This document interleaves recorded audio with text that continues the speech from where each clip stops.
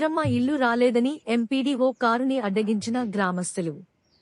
ఖమ్మం జిల్లా సత్తుపల్లి నియోజకవర్గం తల్లాడ మండల అన్నారుగూడెం గ్రామంలో ఇందిరమ్మ ఇల్లులు ఏకపక్షంగా వారికి అనుకూలమైన వారికే ఇచ్చుకున్నారు అని చెప్పి నిజమైన లబ్ధిదారులకు తీయకుండా అన్ని విధాలుగా ఆర్థికంగా ఉన్నవారికి ఇచ్చుకున్నారని చెప్పి మాకు అన్యాయం జరిగిందని చెప్పి ఈ రోజు అన్నారుగూడెం గ్రామంలో లబ్ధిదారులతో మాట్లాడటానికి వచ్చిన ఎంపీడీఓ కారుని అడ్డగించి మాకు న్యాయం చేయాలి అని నినాదాలు చేయడం జరిగింది.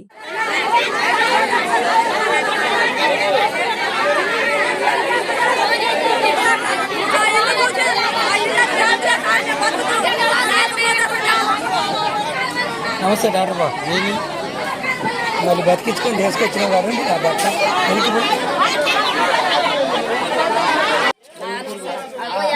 ముగ్గురు కొడుకులు తల్లిదండ్రులు, నలుగురు కొడుకులు, నలుగురు ఇందులోనే ఉంటారు. మీరు కూడా ఇందులోనే ఉంటారు. ఐదుగురు. మరి ఐదుగురు అని చెప్పాలి, నలుగురు అని చెబుతుంది. గారు కాడిపోయాను నిన్న వేసిన పెళ్లి వేసోదా అన్నారుగూడెం గ్రామం. మా ప్రెసిడెంట్లు మాత్రం మాకు ఇండ్లు అసలు లేని వాళ్ళకి ఇట్లా తెలగోరికి మొత్తానికి తెలగోరికే ఇచ్చారు. మాకు న్యాయం కావాలని మేము ఎమ్మెల్యే గారికి అడిగిపోయినాం. ఇవాళ వచ్చి చెకింగ్ చేస్తున్నారు.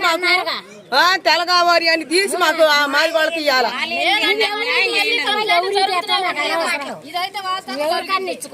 ముందుగా మన రాష్ట్ర ప్రభుత్వానికి తెలియపరిచేది ఏంటంటే, నా పేరు సంజయరావు, అన్నారుగూడెం. మొన్న ఇందిరమ్మ కమిటీ ఎన్నుకొని ఒక అన్నారుగూడెం గ్రామంలో 40 ఇండ్లు మంజూరు చేయడం జరిగింది.